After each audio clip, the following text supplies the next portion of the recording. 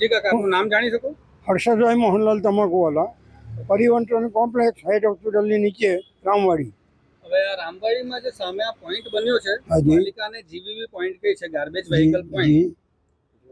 આ જે પોઈન્ટ બન્યો ત્યાં કુંડા મૂક્યા છે, સીસીટીવી લગાવવામાં આવેલું છે. સીસીટીવી પણ કેવી પરિસ્થિતિમાં છે આપણે જોયું. બસ એ સીસીટીવી તો લટકે છે અને કુંડા બનાવેલા ત્યારથી આજ દિન સુધી કોઈ પાણી પાવા માટે આવ્યું નથી.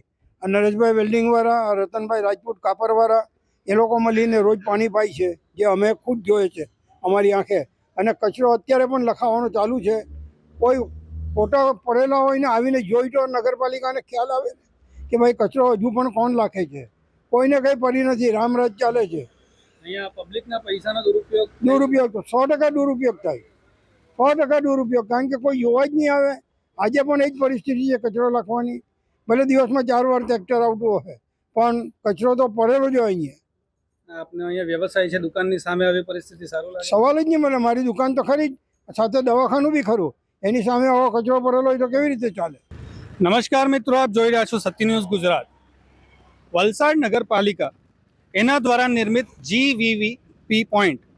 આ GVP પોઈન્ટ શું છે? Garbage vehicle point. એક વિચાર આવ્યો હતો જે તે તંત્રને, જે તે સમયે આ બોડી આવી પહેલાં વહીવટદારનો જ્યારે શાસન હતું તે દરમિયાન, કે કચરો જ્યાં ભેગો થાય છે ત્યાં આગળ આપણે GVV પોઈન્ટનું નિર્માણ કરીએ, જેનું નામ રહેશે ગાર્બેજ વ્હીકલ પોઈન્ટ. ત્યાં આગળ લોકો આવીને ગાર્બેજ ગાડી આવશે એમાં આપશે અને ત્યાં આગળ ગંદકી નહીં થાય એ હેતુથી એ કામ થયું. વેરી ગુડ, બહુ સરસ વિચાર. એ કામ થયા બાદ શું થઈ રહ્યું છે એ તમને અહીંયા બતાવવા આવેલા છે. આ પાછળ જે આપ જોઈ શકો છો, જે રીતના કુંડાઓ મૂકેલા છે, જેમાં એમાં ફૂલ ઝાડ લગાવેલા છે વગેરે વગેરે, એની શું પરિસ્થિતિ છે આપ વિડીયોમાં જોઈ જ શકો છો. ઉપર તમને બતાવીશ કે આ કામગીરીથી સીસીટીવી પણ નારાજ થઈ ગયું છે. એનું મોડું હોવું જોઈતું હતું આ બાજુ, પણ તે ફરીને બીજી બાજુ જ છે. ભાઈ, એ ફૂલ ઝાડ કે છોડવાનું નથી જોતા, બીજી બાજુ જ કશે જોતા છે. એનું વાયરિંગ પણ યથાવત સરખી રીતના છે કે નહીં ભગવાન જ જાણે. સવાલ એ રહ્યો, પાલિકા જ્યારે કામ કરી દઈ છે, સવાલ એ નથી કે બોડીનું કામ છે કે વહીવટદારનું કામ છે. સવાલ એ છે કે પાલિકા દ્વારા જ્યારે કોઈ કામ થાય, થયા બાદ એની જાળવણી કેમ નથી થતી? 3 થી 4 પોઈન્ટ પર અમે પણ ફર્યા. આવા કઈ કેટલા પોઈન્ટ હશે વલસાડમાં?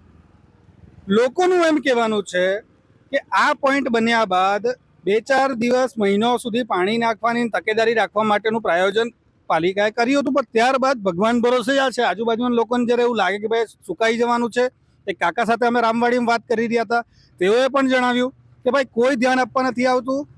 કોકની ઈચ્છા થઈ, કોકને એવું લાગે કે ભાઈ છોડ સુકાઈ જશે તો પાણી એ નાખી જાય છે, બાકી પાલિકા થકી તો આનું જતન નથી કરવામાં આવતું. સવાલ એ કે સરકારી પૈસા, પ્રજાના પૈસાનો અવો વેડફાસ કરવાનું કામ શું છે? GPS વાળા ફોટા પાડી દીધા, ઉપર મોકલી દીધા, બિલ પાસ થઈ ગયા અને આપણું કામ પૂરું. કેટલીક દૂર છે આ જગ્યા પાલિકાથી? વધીને 1 કિલોમીટર. આની આગળના પોઈન્ટ તમને બતાવીએ 100 મીટર પણ દૂર નથી પાલિકાથી.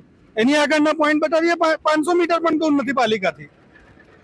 નિયત હોવી જોઈએ ને, એ આમાં નથી દેખાતી. એક બાજુ ત્યાં સીસીટીવી લટક્યા કરતું હતું, હવામાં વાયર પર લટક્યા કરતું હતું, જાણે કોઈ નિસ્બત જ નહીં હોય કોઈને એ બાબતે ધ્યાન આપવાની. આ જગ્યા પર બી જોઈ લો પરિસ્થિતિ. આ જો આ કુંડો, આ જો, આ તમારા પૈસાનો વપરાશ.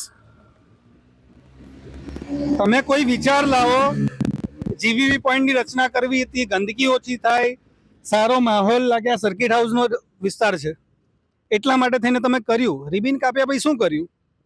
કઈ જતન કર્યું એનું? ગજવાના તમારા પૈસા નથી અધિકારીઓ, આ પ્રજાના પૈસા છે. જેનો આ રીતનો વેડફાસ છે ને, બહુ નાની વસ્તુ લોકોને લાગતી હશે, પણ જ્યારે આના બિલ જોશો ને તે 80,000 થી લાખ રૂપિયા સુધીના હશે મારા ખ્યાલથી. ને પ્રજાના પૈસા છે, કોઈના પગારમાંથી આવતા પૈસા નથી. લોકોએ ચૂકવેલા ટેક્સના પૈસા છે, લોકોએ ભરેલા વેરાના પૈસા છે. જ્યારે કોઈ વિચાર આવે ભગવાનના દયાથી ને એનો અમલ કરો ને, એનું જતન પણ કરો. વેડફાસ કરવા માટે તમને પદ પર નથી બેસાડ્યા સરકારે, લોકોના પૈસાની જાળવણી કરવા માટે બેસાડ્યા છે. ધ્યાન રાખો જરા, પ્રજાના પૈસા છે, તમારા નહીં. આપ જોઈ રહ્યા છો સત્ય ન્યૂઝ ગુજરાત.